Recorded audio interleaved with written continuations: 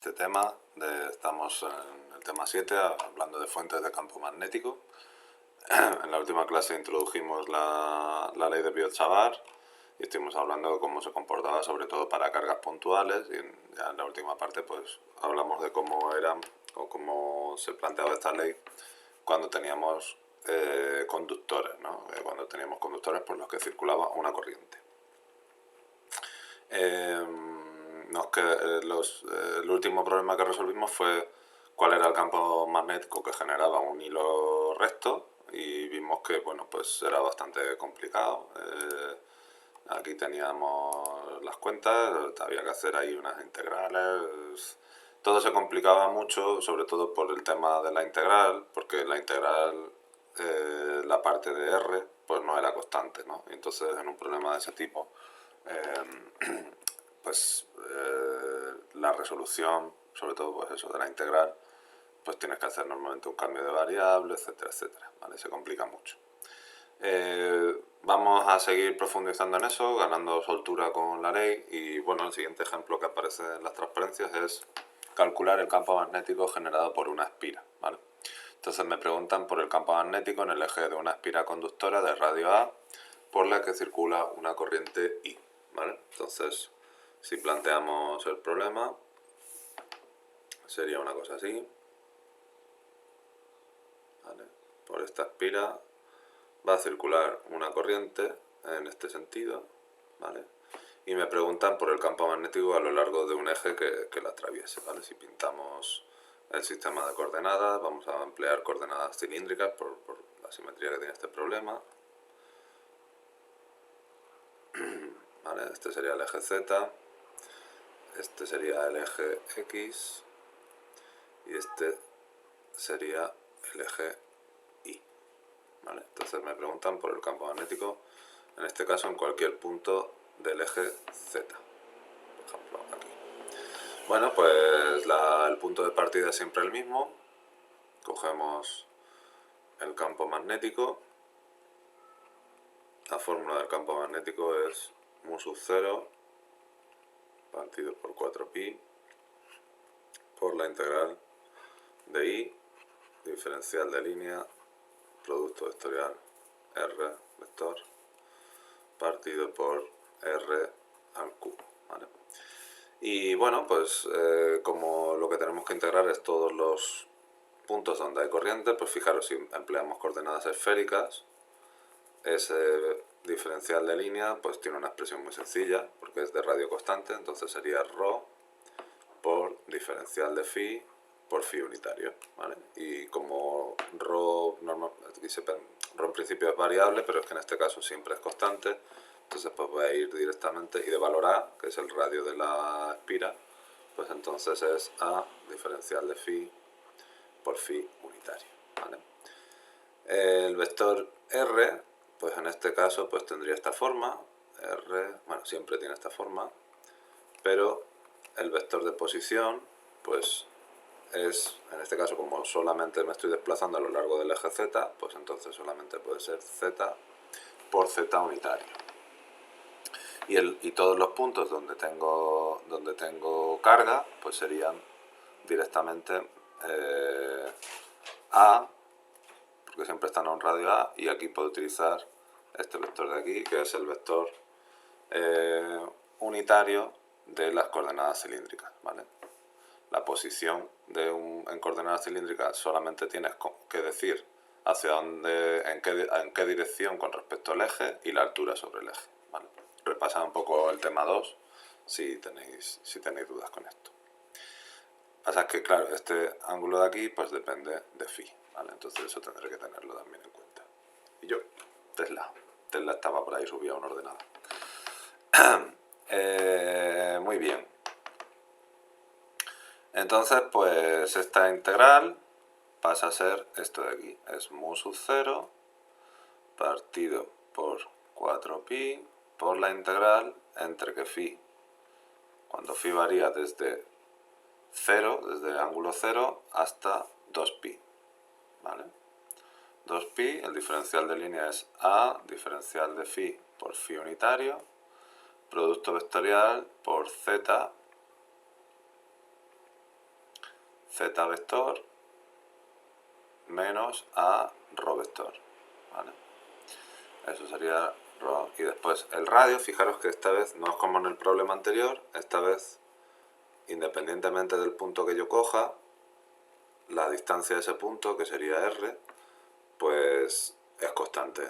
Es constante y entonces eso va a ser muy útil para simplificar la fórmula que obtenemos, ¿vale? Entonces, vamos así, mu sub 0, aquí voy a poner una línea separatoria, 4pi, la integral entre 0 y 2pi de a diferencial de phi, y ahora tenemos que hacer dos productos vectoriales, porque este vector de r grande se descompone en dos, y entonces tenemos por un lado, tenemos phi por z, y recordamos un poco cómo era lo del orden cíclico, teníamos que x y z, pues siempre iba uno a continuación del otro, pero si estamos en coordenadas cilíndricas, pues tenemos rho, phi y z, ¿vale? Entonces siempre son el producto vectorial de dos de ellos da el tercero, ¿vale? Entonces fijaros, aquí el orden cíclico, lo que tengo aquí es phi por z, tengo phi por z, pues eso entonces tiene que ser rho. Tengo rho, sí, z por rho, y después tengo phi por rho, y ese es contracíclico, entonces esto es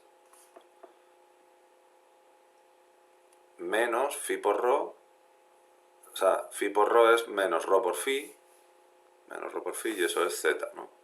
Entonces como hay un signo menos aquí también, pues ya lo voy a coger aquí, y entonces es más a por z, más a por z, ¿vale? Partido por r al cubo, ¿vale? Esto de aquí es constante, r es constante también, z también es constante en esta integral, lo único que está variando es el ángulo, y esto permanece fijo, la distancia, el vector de la posición con respecto al origen permanece fijo, a es constante. Entonces, fijaros que esta integral se puede descomponer de la siguiente manera, ¿vale? Phi por a partido por 4pi r al cubo. Y ahora se me quedan dos integrales. Se me queda una integral acompañando al término, una integral de diferencial de phi por rho, entre 0 y 2pi, más a por la integral entre 0 y 2pi de z diferencial de phi. ¿Vale? Pero ¿qué pasa? Pues que z es constante. Bueno, vamos a empezar por aquí. Rho depende de phi. Rho cuando esté aquí apunta hacia arriba, es un vector que apunta hacia arriba. Cuando esté aquí, pues apunta para acá, apunta para acá, apunta para acá. De hecho, otra forma de ver rho, si me voy a un sistema de coordenadas cartesiano, pues era la siguiente. Rho, si vais a repasáis la transparencia del tema 2, pues vimos que era coseno de phi más seno de phi por i, ¿vale? Entonces, pues esto de aquí es igual a mu sub 0 por a 4pi r al cubo, pero fijaros que esta de aquí, cuando yo haga esta integral, como estoy integrando el coseno y el seno, a lo largo de todo un ángulo, una vuelta completa, pues entonces van a desaparecer. Estos dos términos van a desaparecer. Entonces, esta integral, cuando yo sumo un vector infinito que apunta en todas las direcciones a lo largo de una vuelta, pues la suma vectorial de todo eso pues da 0. Se puede ver así, o se puede ver haciéndolo, si queréis, explícitamente. Cogéis, sustituís esto aquí y hacéis esa integral y podéis ver que efectivamente da 0, ¿vale?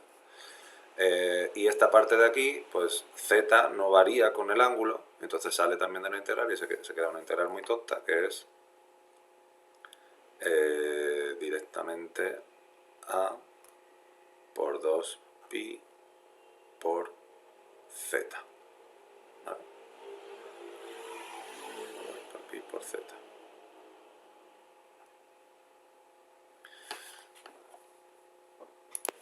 que es lo mismo, mu sub 0 por a al cuadrado por z partido por 2, y después aquí tendríamos la raíz cuadrada, bueno, sería, porque r es esta línea de aquí, entonces esto es raíz cuadrada de a al cuadrado más z cuadrado, pero es que va al cubo, entonces es a al cuadrado más z cuadrado elevado a 3 medios, ¿vale? Podemos ver un par de casos particulares cuando z es igual a 0, como sería en el centro del anillo. Vamos a evaluar esta expresión. Y entonces, ¿qué nos queda? Pues nos queda una expresión bastante más sencilla, porque me queda mu sub 0 por a al cuadrado z unitario partido 2 por a al cubo. Entonces, pues esto, este 3 se va con todo esto de aquí y me queda mu sub 0 por z partido 2. No sé si me estoy dejando algo.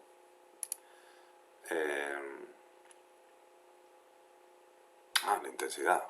La intensidad me la he dejado por el camino en algún sitio. Entonces la intensidad, claro, aquí está, ya a partir de aquí no la he puesto, la añadimos ahora. La intensidad aquí, aquí,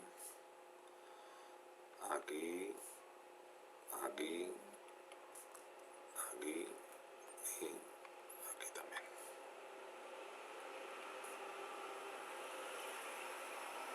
¿Vale? Y entonces pues mu sub 0 por i partido por 2a, ¿no? Que es lo mismo que tenemos aquí. Sí, aquí se me ha olvidado también ponerla. ¿Vale? Eso sería. Fijaros, si lo evaluamos en un punto muy lejano, pues ¿qué tenemos? Bueno, si en lugar de una espira tenemos n espiras, pues tenemos ahí sencillamente que multiplicar por n, ¿vale? Eso siempre es así. Si pintamos esas líneas de campo, pues vamos a pintarlo, ya que tenemos aquí el dibujo. Pues fijaros, en el centro o a lo largo de todo este eje solamente tienes componente z, solamente tienes componente tal que así, ¿vale? Entonces habría una línea de campo que va así, de esta forma, ¿vale? Y después, bueno, pues si te vas a un lado, pues, o si te vas muy cerca de uno del anillo, ¿qué pasa? Bueno, pues que al final puedes volver como si estuvieras en el caso anterior y entonces, como si fuera muy cerca, se va a comportar como un hilo recto. Entonces será una cosa así, las líneas de campo serán una cosa así. ¿Vale? Lo estoy dibujando el campo en este sentido, bueno, primero porque es lo que me han dado los números, pero después también podéis utilizar la regla de la mano derecha, que me dice que la corriente, como la corriente va así, pues entonces el campo va así, ¿no? Y entonces, por eso lo estamos pintando así. Si me pongo a pintar más líneas de campo, pues podría pintar a lo mejor una así, otra así. Siempre que pinte líneas de campo, pues tienen que cerrarse sobre sí mismas, ¿vale? Y bueno, pues ya está. Este sería el campo magnético generado por una espira conductora de radio A, ¿vale? Vamos a ver más cositas. Vale, otra cuestión pues, que nos podemos plantear es cuál sería la fuerza que ejercen dos conductores que transportan cada uno una corriente, ¿no? Entonces, pues, si hacemos las cuentas, pues vamos a hacerlas. Ya tenemos todas las herramientas que necesitamos para hacer esto.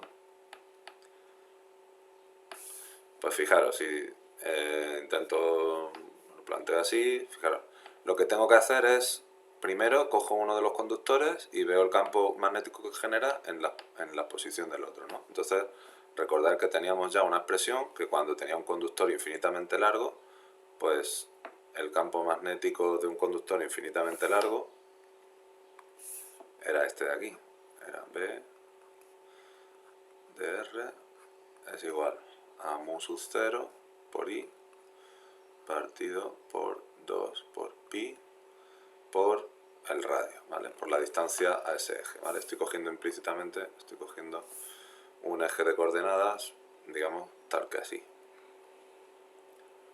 ¿Vale? Tal que así, esto es componente z, y este sería pues x, ¿vale? X y z, ¿vale? Esto sería y. Vale, pues si cojo eso así, vale, en coordenadas cilíndricas, nosotros lo hemos resuelto para un plano, pero se puede generalizar y podemos poner esto de aquí. Espero que lo entendáis, ¿vale? Phi, ¿vale? Entonces, fijaros, phi es un vector, si lo miro desde arriba, si esto es z y esto es x, entonces si esto está mirando para arriba y tiene que ir para acá. Entonces phi es un vector que es perpendicular al eje z, a ρ, y que también está en orden contracíclico. O sea, perdón, de forma que en orden cíclico. Entonces, cuando yo evalúo el vector de posición aquí o este campo aquí, pues este vector apunta para allá. Cuando lo evalúo aquí, pues este vector apunta para allá. Cuando lo evalúo aquí, apunta para abajo. Y os podéis imaginar que como estamos hablando de líneas de campo que son que forman círculos, que forman circunferencias, pues es muy práctico expresar las cosas en función de este vector. Si no, necesitaría, bueno, pues por lo menos dos vectores, x, y, para poder hablar de ello. Entonces, por eso yo uso tanto, y yo dediqué una clase entera a hablar de sistemas de coordenadas cilíndricos y esféricos, porque son muy prácticos cuando estamos hablando de campo magnético. ¿Vale? Entonces el campo magnético en cualquier punto va a venir descrito por esta ecuación. Pero después, si recordáis, en el tema anterior también vimos que cuando tenía un conductor por el que circulaba una corriente y estaba en presencia de un campo magnético externo, pues entonces tenía que la fuerza que experimentaba ese conductor era igual a la intensidad que circulara por él, multiplicado por la longitud que tuviera, y esto multiplicado vectorialmente por el campo magnético en el que estuviera sometido, ¿no? Siempre y cuando pues, el campo magnético fuera homogéneo, la intensidad tampoco cambiara, etcétera, etcétera. Bueno, pues fijaros, si cogemos este campo magnético que hemos calculado y con este sistema de coordenadas L, como la corriente circula en el mismo sentido, pues entonces L, en este primer caso, si queréis, en el que las dos corrientes circulan en el mismo sentido, pues L es L por Z, ¿no? Y entonces, pues, si sustituimos aquí, pues tenemos que I, la intensidad, es la intensidad, claro, esta fuerza es la intensidad, este lo voy a llamar 1, ¿vale? Y este le voy a llamar 2. Este es el cable 1 y el cable 2. Entonces esto es el campo magnético generado por 2. Entonces la fuerza que experimenta 1 es igual a la intensidad de 1 multiplicado por el campo magnético generado por 2, ¿no? Entonces esto es la intensidad de 1 multiplicado por L por Z unitario, producto vectorial por esto de aquí, mu sub 0 y sub 2 partido por 2 por pi, por la distancia que hay entre ellos, la distancia de separación, phi, ¿vale? Y fijaros que esto de aquí, bueno, pues lo puedo expresar en términos de fuerza por unidad de longitud, la fuerza por cada trozo del conductor 1 que tenga, pues voy a tener una fuerza que es, puedo sacar aquí todo de este producto vectorial y entonces esto se queda como I sub 1, I sub 2, mu sub 0 partido 2 pi d multiplicado por el vector z por phi, ¿no? Y entonces hemos dicho que ρ, phi y z, pues z por phi es contracíclico, ¿no? Entonces esto es menos ρ. Que si evalúo ρ en este punto, pues entonces esto es lo mismo que menos i.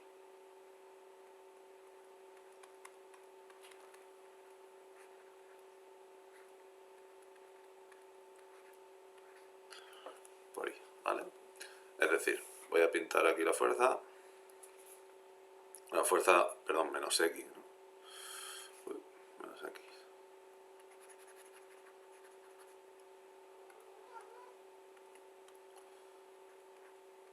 Menos X. Entonces voy a pintar aquí la fuerza. Y la fuerza es de esta forma. Es una fuerza atractiva. Podéis hacerlo para ver cuál sería la fuerza que experimenta 2 y veréis que también es atractiva. Se dirigen uno a otro. Entonces, resumiendo, cuando tengo dos cables conductores por los cuales circula una corriente que va en el mismo sentido, pues van a experimentar una fuerza de atracción. Ahora bien, si en lugar de ser atractiva, ir la zona en el mismo sentido, pues por ejemplo la de I sub 1 va en sentido contrario, pues en realidad todo es igual, solo que aquí tendría que poner un signo menos, ¿vale? Lo voy a poner así en rojo, pondría aquí un signo menos, y entonces me va a quedar todo exactamente igual, todo se resuelve exactamente igual, solo que este signo de aquí, en lugar de ser menos, pues es más. Y entonces fijaros que eso lo que implica es que la fuerza que experimenta... vale, está aquí, abajo está dibujado. La fuerza que experimentan, en lugar de ser atractiva, cuando las intensidades van en sentido contrario, I sub 1, I sub 2, pues las intensidades, la fuerza en lugar de ser atractiva, pues ahora pasa a ser repulsiva. Los cables se van a repeler. ¿Vale? Muy bien. Pues fijaros, todo esto está muy bien.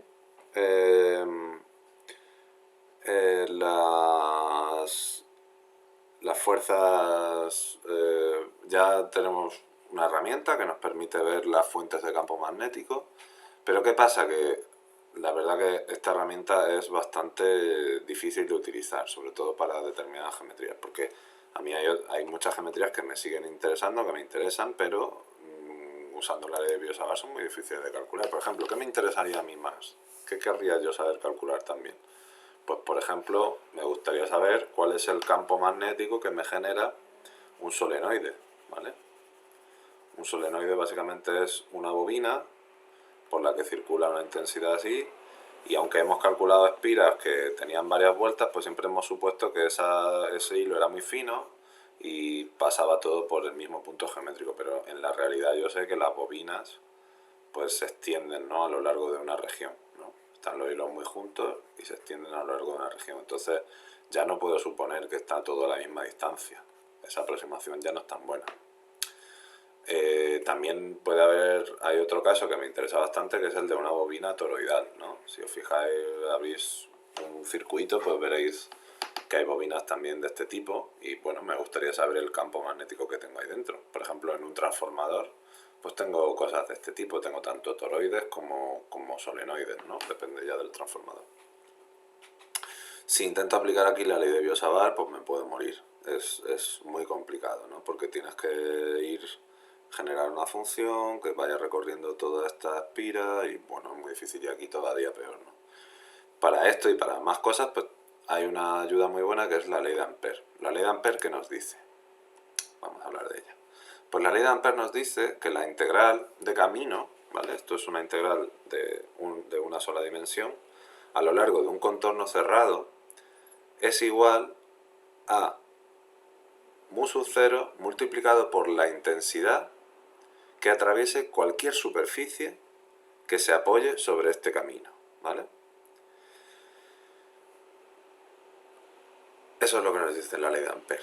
En cierto sentido se parecía un poco, si recordáis, a la ley de Gauss, que me decía que el flujo que atraviesa una superficie, no camino, no línea, esto es una línea, que atraviesa una superficie cerrada, es igual a la carga encerrada que tiene dentro partido por la permitividad eléctrica del vacío. Aquí no, aquí es la circulación o la integral de camino de un contorno cerrado. Cuando tienes una integral de camino en un contorno cerrado, a veces también se le llama circulación, yo diré circulación del campo magnético muchas veces, es igual a mu sub 0 veces la corriente que atraviesa cualquier superficie que se apoye en ese contorno, ¿vale? Es una superficie, por tanto, abierta. ¿Y qué pasaba con la superficie abierta? Pues que las superficies abiertas podían tener la normal tanto para acá como para allá.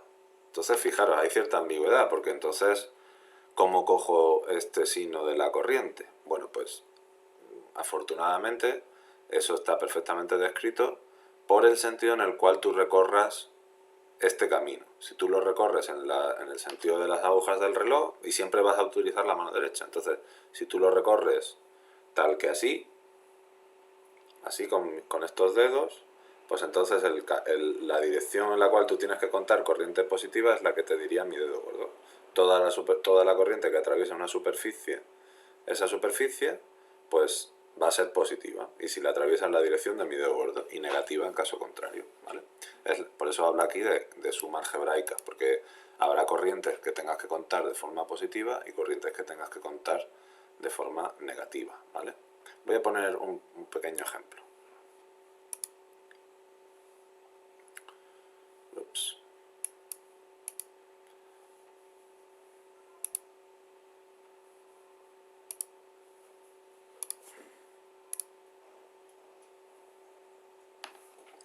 Pues fijaros, si tenemos aquí una corriente tal que así, y otra corriente tal que así, y otra tal que así, bueno, pues lo que me dice esto es que yo puedo coger distintos caminos. Por ejemplo, puedo coger un camino así, y a lo largo de ese camino, lo que me dice la ley de Ampère,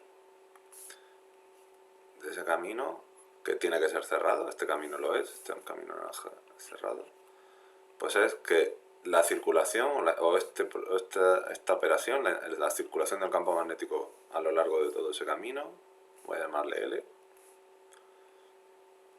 bueno, no, mejor le voy a llamar C. Esto es C, pues C es igual a mu sub 0 por todas las corrientes encerradas, o que atraviesan, mejor dicho, una superficie que se apoya sobre ese contorno. Puede ser cualquier superficie, ¿vale? Si lo pinto así, ¿vale? Si ese camino es así, puede ser una superficie que forme un capuchón, o que forme, yo qué sé, un globo, puede ser, siempre y cuando se apoye su lado abierto, es una superficie abierta, se apoye sobre ese contorno que yo estoy recorriendo, ¿vale? Pero claro, ¿qué pasa? Que normalmente siempre vamos a coger la superficie mínima, la superficie que directamente forma, pues yo qué sé, un plano, ¿no? sobre este contorno. Entonces esto de aquí, pues si lo miro de esa forma, esa superficie, esta superficie de aquí, ¿cuál es su sentido normal? Bueno, pues como está girando de esta forma, en sentido contrario de las agujas del reloj, tiene que ser un vector normal que salga del papel, ¿vale? Eso es lo que voy a tomar como sentido positivo atravesando esa superficie. Entonces, de estas corrientes, voy a ponerle el nombre, de estas corrientes, esta es la corriente I sub 1, esta es la corriente I sub 2 y esta es la corriente I sub 3, pues entonces cuando yo enchufe esto aquí, tiene que ser mu sub 0 por I sub 1, porque esta va en la misma dirección que el vector normal, menos I sub 2 más I sub 3, ¿vale? Fijaros, estos campos magnéticos, que voy a suponer que son hilos rectos, larguísimos y tal, ¿vale? Pues este campo, si hago esta misma operación muy cerca de aquí, voy a coger un segundo camino, ¿vale? Voy a cogerlo esta vez verde. Si hago esta operación muy cerca de este hilo, ya sabemos que cuando hago esto muy cerca, pues puedo cogerlo infinitamente cerca del hilo, de tal forma que todo lo demás sea despreciable. Entonces, en este caso, cogiéndolo en el mismo sentido, fijaros, lo que me dice la ley de Ampère es que la circulación a lo largo de ese segundo camino, ¿vale? Del camino verde, pues la circulación a lo largo de ese segundo camino es mu sub 0 por todas las corrientes que lo atraviesan, pero es que en este caso solamente hay una corriente que lo atraviesa. Entonces esto pues será mu sub 0 por I. Si solo tuviera un hilo aislado en el espacio y hago la misma operación y no hay nada más, fijaros que puedo coger un camino de tal forma que me vaya desplazando junto con las líneas de campo magnético. Entonces esta parte de aquí pasaría a ser 2 por pi por rho, que sería la circunferencia de este camino. Estoy utilizando el truquito este que vimos, que la integral de línea de un vector a lo largo de una línea era igual a por la longitud del vector por el coseno del ángulo que formara con ese vector, siempre y cuando a fuera constante, que como estoy siempre a la misma distancia, pues es constante, y siempre y cuando el ángulo que formaran fuera el mismo, ¿no? Entonces, esto es para a constante y para teta constante, ¿vale? Pues aquí estoy haciendo lo mismo, solo que esta vez es 2 por pi por rho, y entonces esto es mu sub 0 por i, ¿vale? Entonces fijaros que he encontrado una forma muy sencillita de calcular lo que habíamos dedicado bastante tiempo a calcular en la clase anterior, que era el campo magnético generado por un hilo recto infinito, ¿vale? Entonces, pues, bueno, está muy bien. Este resultado es muy interesante. ¿Qué limitaciones tiene? Bueno, fijaros, ¿qué pasa si yo aplico la ley de Ampère entonces en un hilo recto finito? ¿Vale? Pues fijaros, vais a llegar a una contradicción con respecto a lo que habíamos visto antes. Yo aplico aquí la ley de Ampère en un hilo recto, esta vez de tamaño 2A, y fijaros que lo que me dice la ley de Ampère es que lo que pasa por este área es mu sub 0 por i, ¿vale? Suponiendo que la corriente vaya en este sentido, ¿vale? Mu sub 0 por i, pero es que la circulación es esta. Ah, pues ¿qué está pasando aquí? Porque es que la fórmula esta que tengo aquí no es la misma que yo tenía aquí.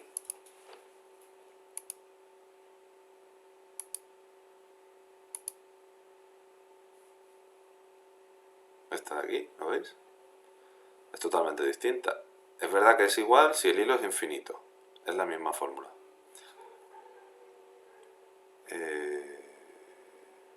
No, esto sería un 2. Y este 2 no lo tenía en cuenta. Sería la misma fórmula. Pero claro, pues entonces ¿por qué? ¿Qué está pasando? Bueno, para resolver eso pues necesitaremos utilizar la ley de Ampère de forma generalizada. Esta ley que tenemos aquí es la ley de Ampère no generalizada, entonces esta no es válida en todas las situaciones. Esta no es una ley universal, solamente va a ser válida cuando las corrientes que pasen por aquí, digamos, no terminen nunca, o sea, lleguen hasta el infinito. Entonces, si tú tienes un hilo infinito, pues esta fórmula te va a valer. ¿Por qué? Bueno, pues porque veremos más adelante que hay un término de la ley de Ampère que depende del campo, de cómo cambia el campo eléctrico, y bueno, pues cuando tienes una corriente que empieza en un sitio y acaba en otro, pues está moviendo carga, se está acumulando carga, está saliendo de un sitio y está llegando a otro, y eso implica que hay una carga eléctrica cambiante, y eso a la vez implica que hay un campo eléctrico cambiante. Entonces, por eso la ley de Ampère tiene un término extra que da cuenta del cambio en la circulación de campos magnéticos cuando tienes un campo eléctrico cambiante, ¿vale? Que lo veremos más adelante. De momento vamos a aplicar la ley de Ampère a un solenoide, que es un caso muy fácil, un caso muy sencillito, y vamos a hacerlo resolviendo este problema, ¿vale? Fijaros, pues si tengo un solenoide, que un solenoide es esto, es una bobina por la que pasa una corriente con una intensidad I, y quiero aplicar aquí la ley de Ampère, pues lo que voy a hacer primero es hacerle un corte. Voy a hacerle aquí un corte, hago así un corte, y entonces le hago un corte y me quedo con dos mitades, ¿vale? Por una mitad pues veo unos conductores, y por otro veo otro. Pero fijaros que siempre de esos conductores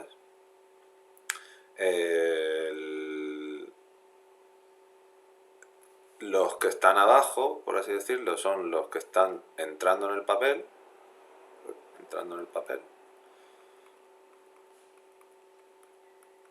y los que están arriba están saliendo del papel, ¿vale?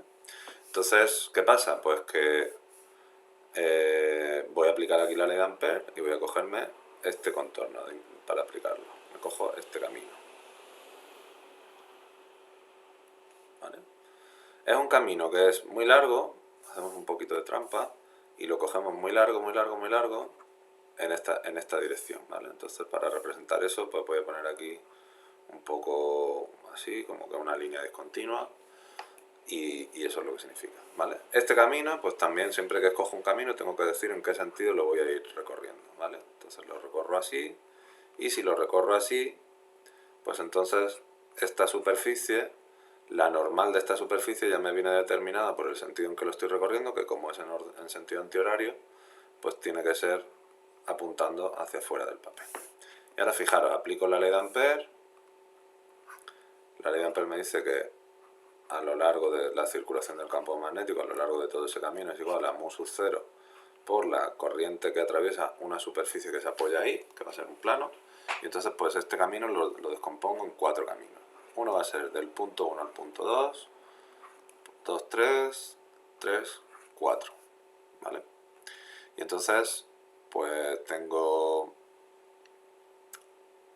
la integral desde 1 hasta 2 de b, diferencial de línea, más integral de 2 a 3, b, diferencial de línea, más la integral de 3 con 4, b, diferencial de línea, más 4, 1b, diferencial de línea. ¿Vale? Entonces, este camino de aquí, fijaros, las líneas de campo van a hacer algo así. Fijaros, si miro esto como una espira de las que vimos antes, vimos que el campo que creaban en el centro era así, de esta forma, ¿no? Pues entonces aquí tengo otra espira, tengo otra espira, tengo otra espira. El campo a lo largo de esta línea va siempre paralelo a la línea, ¿no? Entonces, pues tengo que, si esta línea tiene longitud L, si esta línea tiene longitud L, pues esta primera integral va a ser directamente B por L, ¿vale? Esta de aquí, como el campo magnético es perpendicular a esta línea, ¿vale? Aquí, por aquí volverán ya las líneas de campo. Como el campo magnético es perpendicular a esa línea, pues esa de ahí vale 0. El 3, 4, vamos a usar el truquito que habíamos hecho de que nos íbamos muy lejos, y bueno, muy lejos de un solenoide, el campo magnético vale 0, no... el campo magnético, claro, depende, al final decae, si recordáis en la fórmula de las espiras, decaía como con la raíz cuadrada, ¿no? Y entonces este término de aquí pues también vale 0. Aquí también es 0 porque es perpendicular al campo magnético. Entonces por el mismo motivo este también vale 0. Aquí es porque B es perpendicular al diferencial de línea. Ese es el motivo de aquí, es el mismo que aquí. Y aquí es porque B directamente es igual a 0, porque estoy muy lejos, ¿vale? Bueno, pues eso por un lado. Y por otro, pues tengo esto de aquí. ¿Cuánto vale la corriente que atraviesa esa superficie? Pues la corriente que atraviesa esa superficie es, bueno, pues fijaros, esta superficie la atraviesan, pues en este dibujo atraviesan 4, pero claro, en general, pues yo tendré ahí, pues imaginaos que esto es un solenoide que tiene n vueltas, ¿vale? Y tiene una longitud total L, ¿no?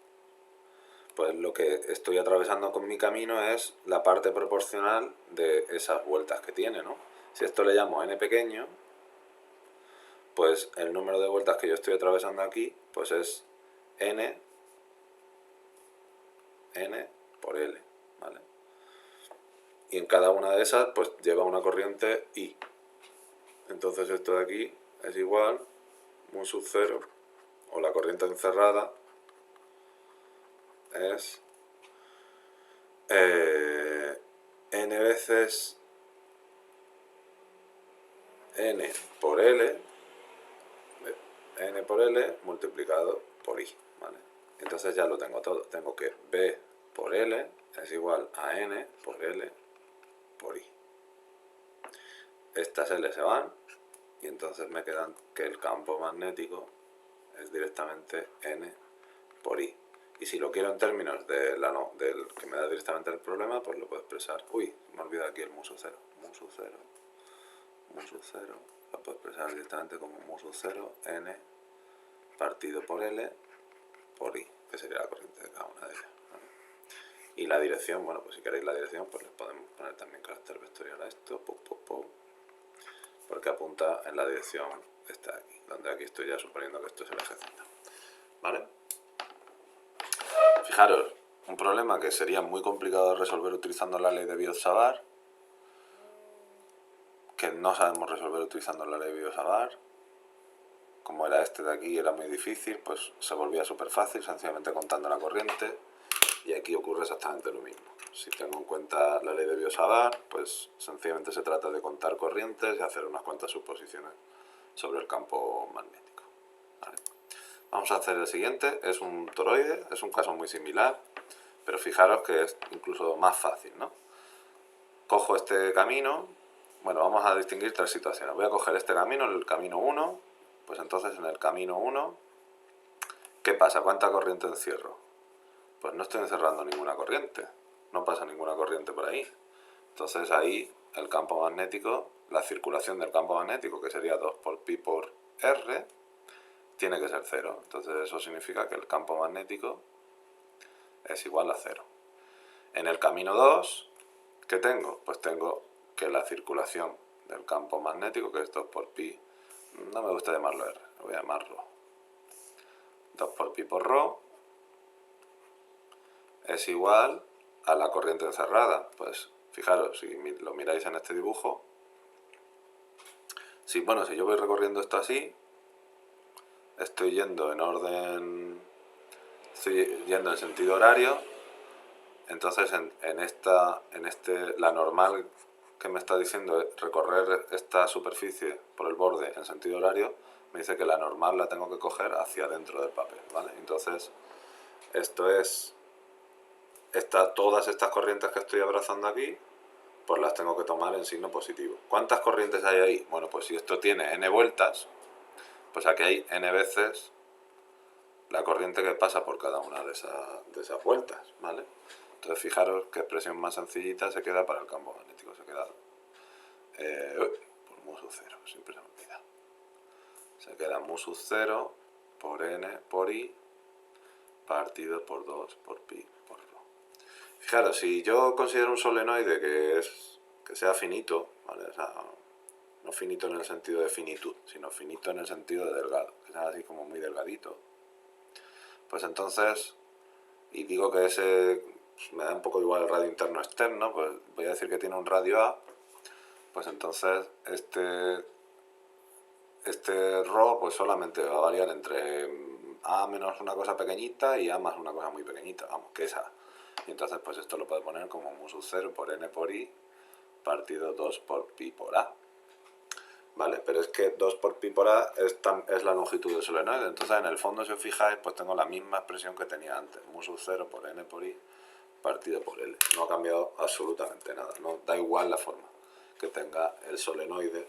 Si las espiras están muy rectas y yo puedo hacer las mismas aproximaciones que hacía antes, pues el campo magnético va a tener una expresión de este tipo, ¿vale? Y finalmente, pues si queréis, hacemos el camino 3, pero es que ¿qué pasa con el camino 3? Que bueno, sí, la circulación es lo mismo que los casos anteriores, pero es que esta vez tengo mu sub 0 y tengo que contar las que entran, pero también las que están saliendo de este área. Ya todo el área que está aquí dibujada. Entonces eso es n veces i que entran, pero es que están saliendo exactamente las mismas. Entonces es menos n veces i que salen. Y entonces esto y esto se va, y esto pues da 0. Entonces eso quiere decir que el campo magnético es igual a 0, ¿vale? Así que solamente va a haber campo magnético en la zona interior. Queda perfectamente confinado, no hay nada en el exterior, ¿vale? Bueno, pues lo vamos a dejar aquí y el próximo día seguiremos, ya terminaremos el tema, que queda poco. Ay, no, espera, vamos a terminar, si es que solo queda una transparencia.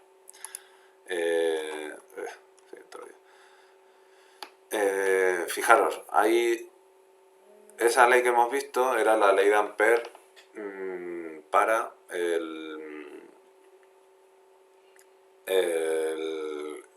no generalizada. Como os he contado, cuando tenemos en cuenta que hay campos eléctricos que varían, pues entonces esa ley de Ampère ya es la definitiva, es la ley de Ampère, hay que expresarla como la ley de Ampère generalizada. Entonces aparece, es como si hubiera un término de corriente nuevo, y ese término de corriente pues tiene esta forma. Ese término de corriente, la densidad de corriente que genera ese término de corriente no es lo mismo, ¿vale? Esto habría que multiplicarlo por A para obtener esto de aquí. pues es igual a la variación del campo eléctrico multiplicada por la permitividad eléctrica del vacío. Eso hace que aquí no llegues a una contradicción. Fijaros, en este ejemplo de aquí, pues la superficie, hemos dicho que podía ser cualquier superficie que se apoyara sobre este camino, pero es que claro, no te va a dar lo mismo. Si tú coges esta superficie, está atravesándolo una corriente, está claro, electrones moviéndose, muy bien. Pero es que si tú coges esta superficie, ahí no hay ninguna carga, no hay ninguna corriente. Para empezar es que no hay carga, solamente hay campo eléctrico, ¿no? Entonces esta contradicción se resuelve teniendo en cuenta el término este de aquí, el término de corriente de desplazamiento que se llama. Entonces la corriente de desplazamiento es la permitividad multiplicada por la variación del campo eléctrico con respecto del tiempo. Entonces si tú ya tienes en cuenta esto, pues fijaros que aquí en toda esta superficie hay una densidad de corriente de tal forma que si tú multiplicas JD por el área total de ese condensador de placas plano-paralelas, que si recordáis, si era perfecto, lo suponemos ideal, solamente se queda el campo ahí confinado, módulo. Hacemos esto, pues esto entonces es una corriente. Y esta corriente de desplazamiento es igual a esta corriente de aquí, se puede demostrar. JD por A, la corriente, digamos, física de portadores es igual a esta corriente de desplazamiento. Entonces fijaros que la ley de Ampère, si tienes en cuenta la forma generalizada, pues te da igual que la formules usando esta superficie que usando esta superficie, porque estás teniendo en cuenta que las variaciones de campo eléctrico también dan lugar a un término de corriente, ¿vale? Haremos ejercicios sobre esto para que quede más claro. Ya sé que he ido un poquito rápido, pero bueno, yo espero que cuando lo veamos en los ejercicios y tal, con los problemas, pues espere mejor, quede mejor. Bueno, pues lo dejamos aquí y hasta la próxima.